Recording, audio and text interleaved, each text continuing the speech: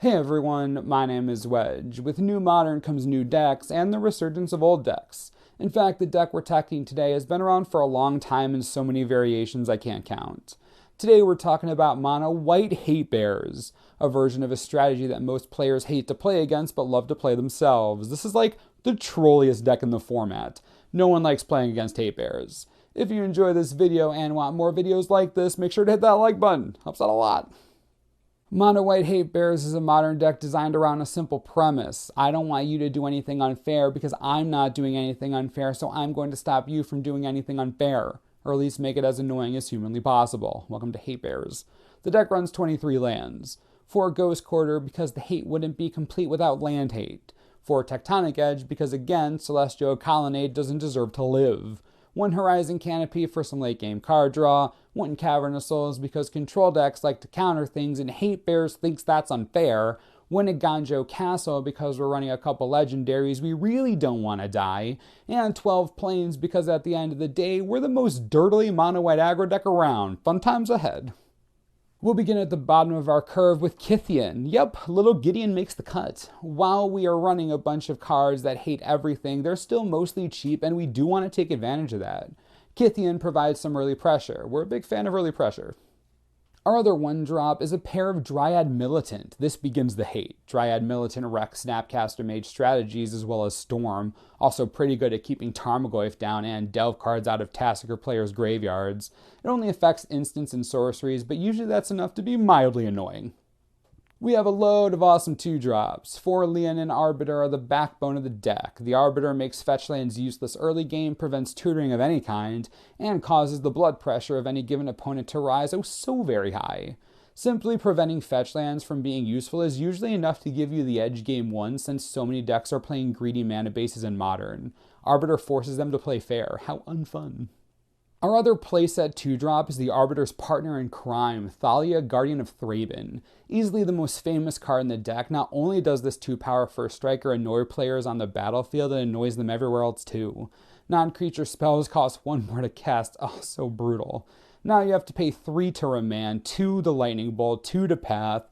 If you're playing any kind of non-creature based strategy, Thalia effectively sets you back an entire turn. She's great that way.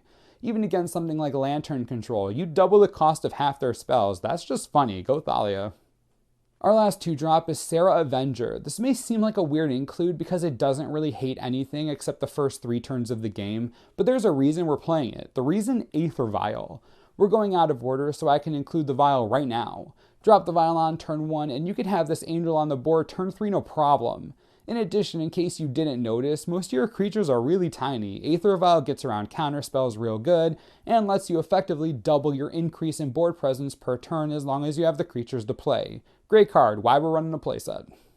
The last 2-drop, Spellskite, running 2 of them. Everyone in the world has talked this card to death, so I won't.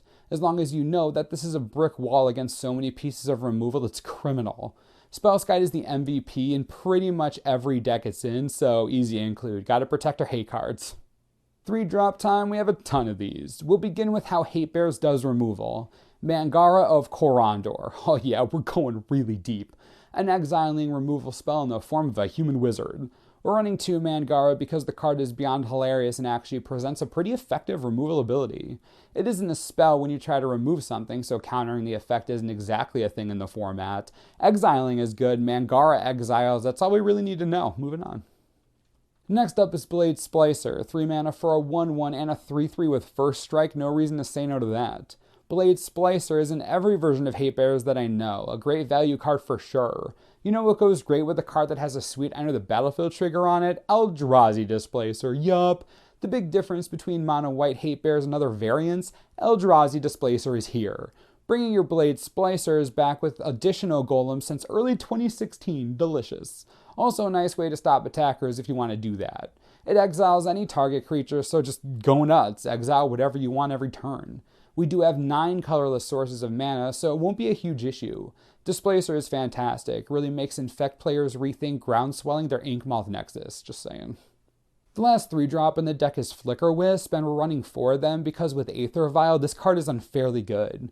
You can drop it on your own turn to exile your own land if you need to land up on your opponent's turn. You can get rid of a blocker if you need to, exile an annoying Pyromancer Ascension or anything with counters on it. With the Vial, Flickerwisp basically has Flash, which means it's just baller. Instant speed ruining your opponent's day sounds real good. Flickerwisp gets in everyone's business and wrecks everything, trust me. That flicker effect is useful against any deck. Exile a giant Arcbound Ravager, then come talk to me. The last 2 creature slots in the deck go to Restoration Angel, a pumped up Flickerwisp / Eldrazi Displacer. The Angel can save one of your own creatures from certain death. It can double up a Blade Splicer. It can even target Flickerwisp for that additional Flicker Flash goodness. I didn't emphasize the word annoying when the video started. Resto Angel is simply a great addition to a deck that needs some protection and a bit of additional value.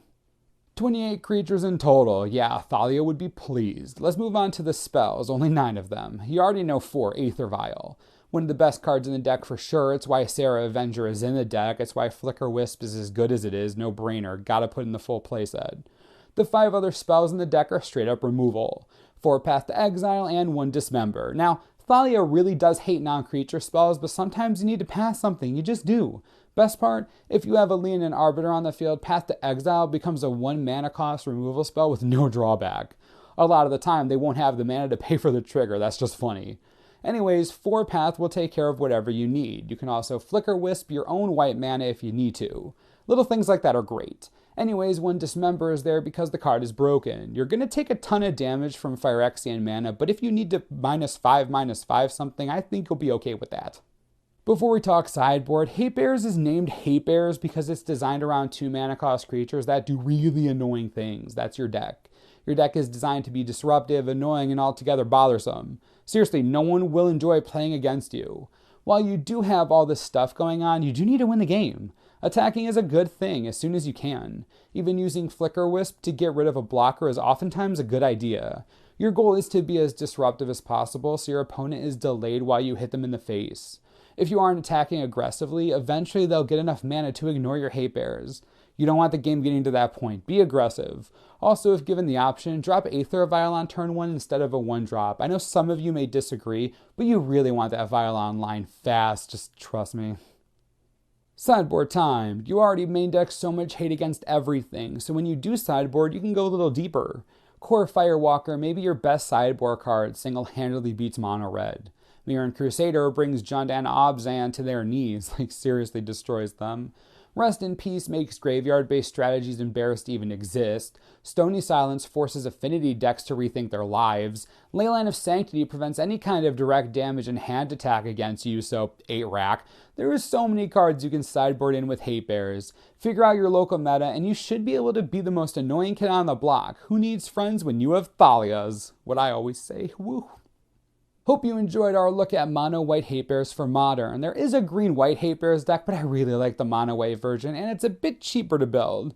The addition of Eldrazi Displacer is hysterical, and I'm telling you, the deck holds up really well to a lot in the meta right now. If you're looking for something a little bit off the beaten path, this deck is for you. Let me know what you think in the comments and we'll talk about it. As always, subscribe for the latest and most reliable Magic the Gathering information you could ever need. This is the Mana Source. I'm Wedge. Thanks for watching. We'll see you next time. This video was brought to you in part by TCGplayer.com. If you want to build any kind of Hate Bears deck, you need Leonin Arbiter. Good thing it's only $4.50 right now. For only having 1 printing and it being this popular in Modern, you'd think it'd be higher. You should buy them right now if you ever want to play this deck. So cheap, so cheap. Speaking of cheap, the other staple in the deck, Thalia, Guardian of Thraben, $7 each. That's crazy cheap for how popular she is in multiple formats and the fact that she's only had 1 real printing and a really expensive promo. I don't think she'll be at $7 for long. You should get her while you can. Click the links, help the channel, win-win.